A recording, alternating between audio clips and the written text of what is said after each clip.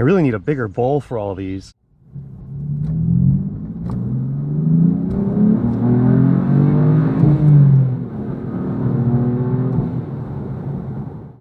Well, hey y'all, welcome back to Doug's Cars. Actually, welcome back to Doug's Boatyard, because there's a lot of boats here. Oh yeah, and the Roadmaster is back.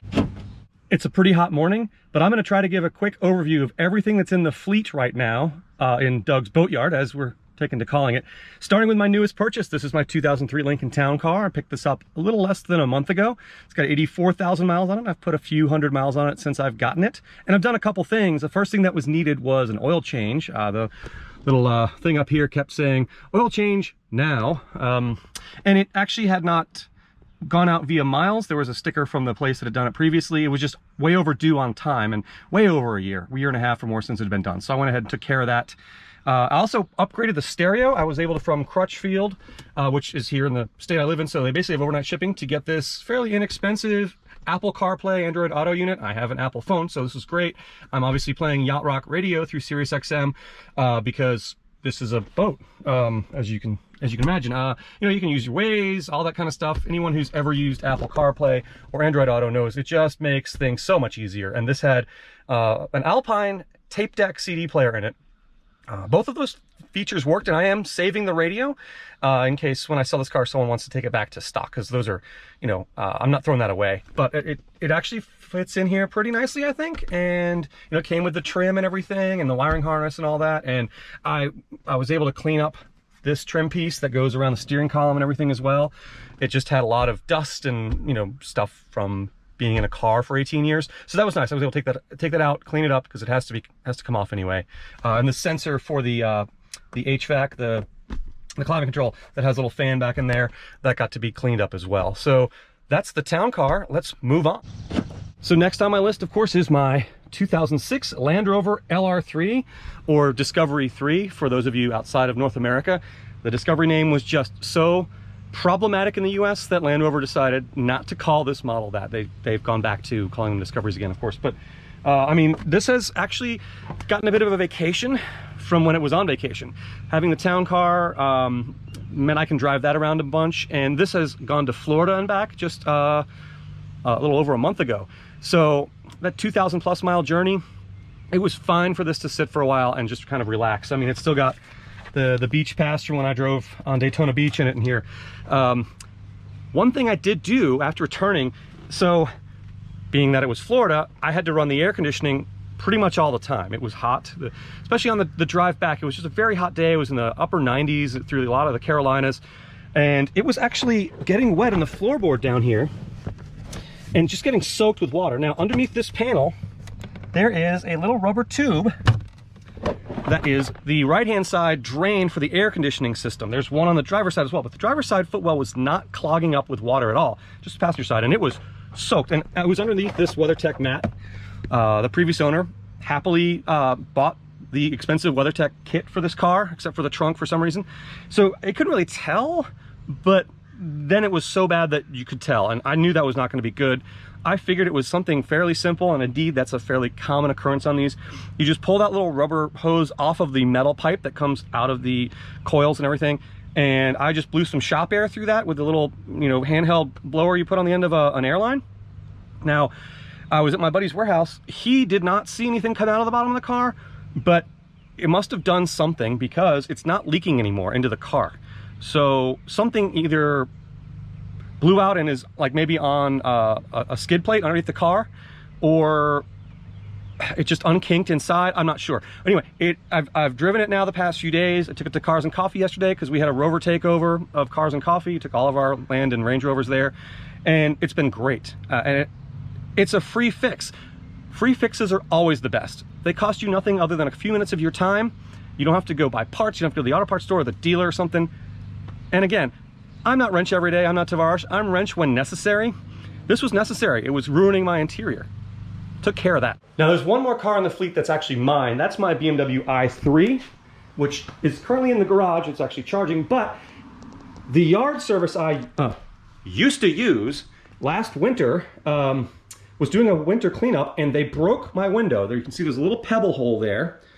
using a leaf blower or something. My front walk has small like pea gravel in it, and this was parked near there. They, of course, denied all responsibility. You can see this entire piece is broken out here, and this is just shattered. This is like unobtainium. I have had the worst time getting this part to get it fixed. It's like a $700 piece of glass, even though it's just this little tiny thing. And so I've got it taped up. I've been driving this once in a while just because we had that gas shortage for a while, and I have 2 V8s out there, and this doesn't cost much of anything to drive, and it's great around town. You can't go anywhere else in it because you just can't drive it anywhere, but around town it's fine. And it's intact. I've taped up the inside.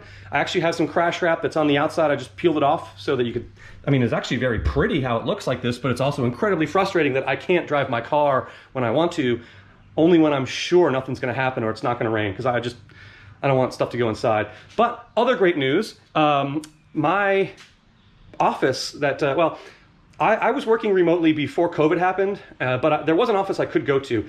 That lease is expiring, and so we were allowed to take some things out of there. And hey, look, I now have a TV in my garage where I can watch the second most famous Doug on YouTube, or actual videos of how to fix things while you're working on your car in the garage, which is excellent. And the price, just like the fix on Land Rover, was free, and it's actually 4K. I had an extra smart TV box upstairs, just plugged it right in, YouTube going, really nice. So I think free is the word of the day in Doug's Boatyard. Now, if you're a longtime viewer of Doug's Cars, I also have a couple of cars here that belong to a buddy of mine. And for a long time, one of them was this Buick Roadmaster estate wagon, which I did a comprehensive review of a while back. I will link to that in the description up. I think it goes up on that side. So yeah, this car has been repainted. It's the same color as it was, but just the fact that they had to tape up around all this, they didn't take any of the trim off. It wasn't a concours paint job by any stretch of the imagination, but it's very well done. They took the care to actually do this roof insert panel that we actually thought might have been matte black because the paint was so bad on it. So it's looking a million times better. It's had a ton of work done to it, although it actually ran and drove very competently before it had the work done. But yeah, it's now in this nice, needs to run through the car wash or something, but it's a nice blue color and factory finish, valid inspection even. So yeah, I can't say that for some of my cars. Oh wait, if there are any police watching, my cars are all totally legal. And the last car on the fleet is Wooderson the Wagoneer. And as you can see, this guy likes fake wood grain because he's got Longwood and Wooderson. And Wooderson actually also has a nice upgrade.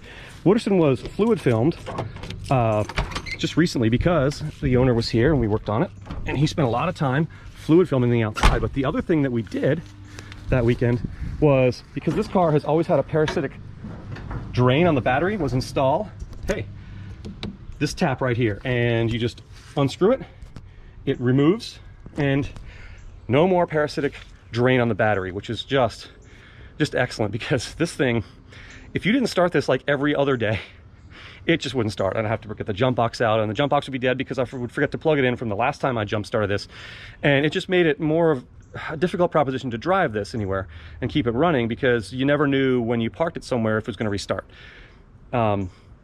Otherwise, if you were to drive this every day, it would be fine, but it's just not always feasible or possible to drive a 10 mile per gallon carbureted Jeep, with 1980s brakes and handling every day, or 1960s really, because this thing was designed in the early 60s. So that helps tremendously. And this is just a great looking vehicle, especially with the fluid film. It gives us this kind of matte sheen that it's rained now a couple times since he did it, so it will start to come off. But a lot of people use it on the undercarriages of their vehicles, but it helps this paint that's lost all of its gloss. It's not beautiful and shiny like the new paint on the Roadmaster, but it's helped tremendously, as has that quick disconnect there on the battery. So that's Wooderson. I do so love a fold down tailgate where you can just sit and relax. But I'm not here tailgating at a football game. I'm actually here ending my video. So hope you enjoyed this quick tour around what's going on here at Doug's Boathouse and on Doug's Cars with my 3 vehicles in my fleet. I'll be providing updates as things happen on these, along with all the other content I provide, because I get to drive things like Mazdlers and Porsches and fun stuff like that too. And what goes on with the two Woodies that are currently here, because they'll be here for the foreseeable future. And there are no other real planned upgrades at the moment. At some point, I would probably like to put the radio that's in the Lincoln, get the same one, and put it in this, because that Apple CarPlay is fantastic. And the radio in this car, it's an aftermarket unit that was installed a couple years ago, but even though it's that new, doesn't have CarPlay. And the way the radio is mounted in the LR3, it was fine with the factory dot matrix display, but the sun just completely washes out the unit that's in there now. It's kind of a grayscale screen, whereas I think the full color screen of that unit will work a lot better, so you can actually read it in daylight, plus the CarPlay thing. So that's down the road. There's no other updates coming to this. This had a huge service before I took it to Florida, so it's still good to go. New tires, you know, new brakes all the way around, oil change, those kinds of things. So this one's still fine. The AC works great, of course, especially after I blew out the drains. And remember, folks, free is best. Got the free AC, drains. I've got the free TV from my old office, and they're really expensive window to replace. But I'm gonna try to document that procedure once it happens. They can't actually replace the window in my driveway like the windshield. I have to take it to them, which was, I had not been driving the car, and that's why I started wrapping the window, was because I figured I had to drive it a few miles to the glass shop, and I wanted to make sure it was drivable and not just gonna blow in. So yeah, I'll bring that to y'all as well. So thanks so much for watching. Please hit subscribe so you can see more about what's going on at the boathouse and all the other fun things I get to do with cars. And I look forward to bringing more content to y'all. Thanks so much.